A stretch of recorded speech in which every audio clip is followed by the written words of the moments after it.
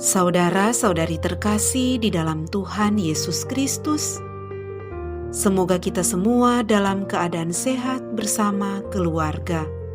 Saat ini marilah kita mendengarkan bacaan kitab suci dan renungan harian Sabtu 29 Januari tahun 2022. Marilah berdoa. Dalam nama Bapa dan Putra dan Roh Kudus. Amin.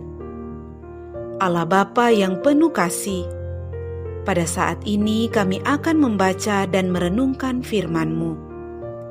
Kami mohon, bukalah hati kami, agar kami dapat hidup seturut dengan firman-Mu. Demi Kristus Tuhan dan pengantara kami. Amin. Bacaan pertama. Bacaan dari kitab kedua Samuel. Pada waktu itu, Daud melakukan yang jahat di hadapan Allah.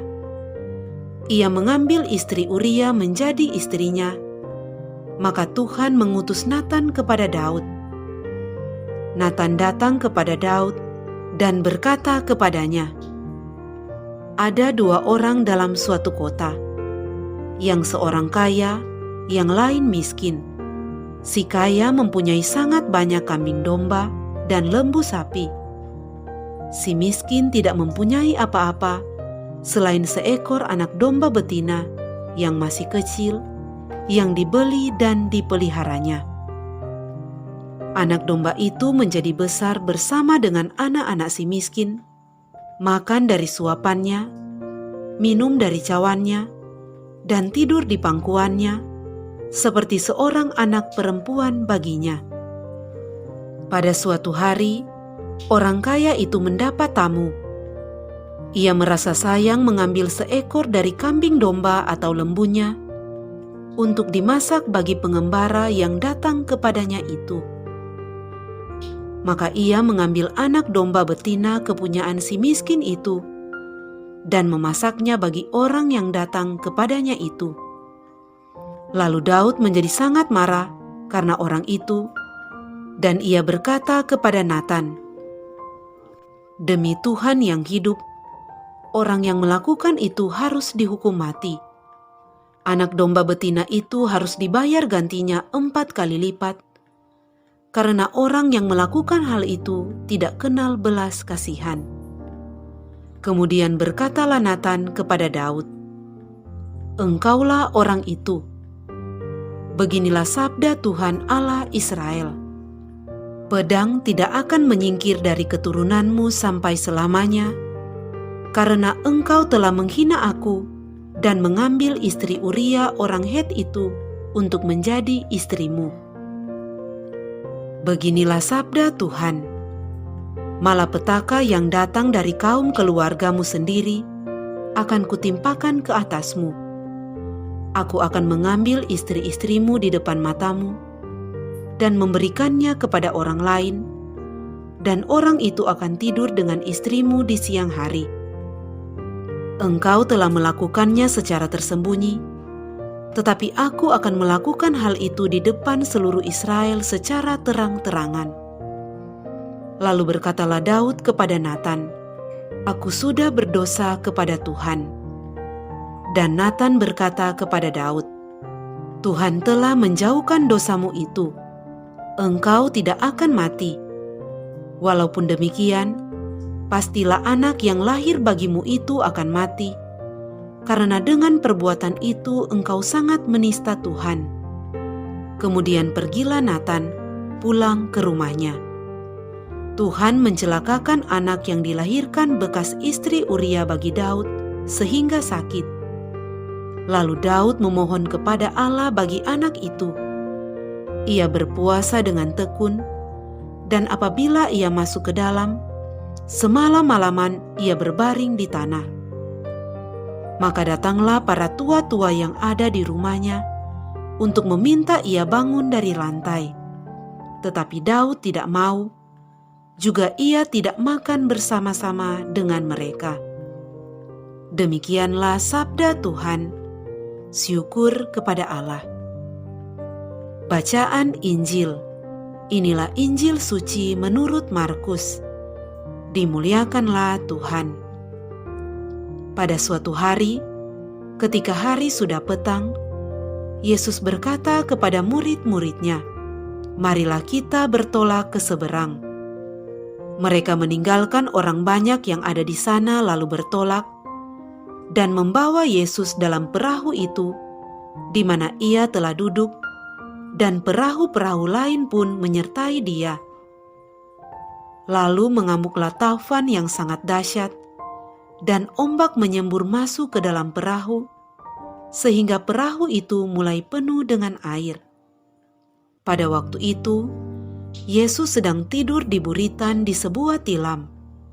Maka murid-murid membangunkan Yesus dan berkata kepadanya, "Guru, Engkau tidak peduli kalau kita binasa?" Yesus pun bangun, menghardik angin itu dan berkata kepada danau, "Diam, tenanglah." Lalu angin itu reda dan danau pun menjadi teduh sekali. Lalu Yesus berkata kepada murid-muridnya, "Mengapa kamu begitu takut? Mengapa kamu tidak percaya?" Mereka menjadi sangat takut dan berkata seorang kepada yang lain, "Siapakah gerangan orang ini? Angin dan danau pun taat kepadanya." Demikianlah sabda Tuhan. Terpujilah Kristus. Saudara-saudari terkasih di dalam Tuhan Yesus Kristus, renungan kita di saat ini diberi judul Tenang dan Percayalah. Saudara-saudari terkasih, badai kehidupan dapat menimbulkan perasaan bahwa Tuhan jauh dan tidak mempedulikan kita. Ia seakan-akan diam, tak peduli, dan membiarkan kita mati-matian menghadapi badai itu. Akhirnya dalam ketakutan kita merasa akan tenggelam dan binasa. Kepercayaan kepada Tuhan menjadi hilang karena ketakutan begitu kuatnya menguasai diri kita.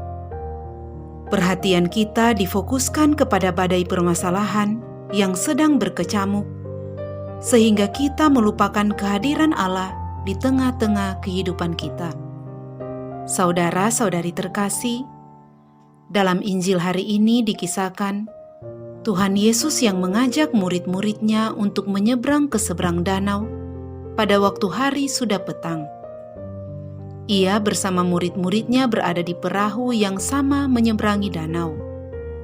Ia menyertai murid-muridnya menyeberangi danau yang terkenal dahsyat anginnya. Saat mereka sedang menyeberang, tiba-tiba datanglah angin keras yang menghantam perahu yang ditumpangi mereka. Kepanikan melanda semua orang yang ada dalam perahu itu. Mereka menjadi takut tenggelam dan binasa karena air danau sudah memenuhi perahu itu. Mereka berteriak-teriak panik dan akhirnya merespon secara negatif keadaan itu.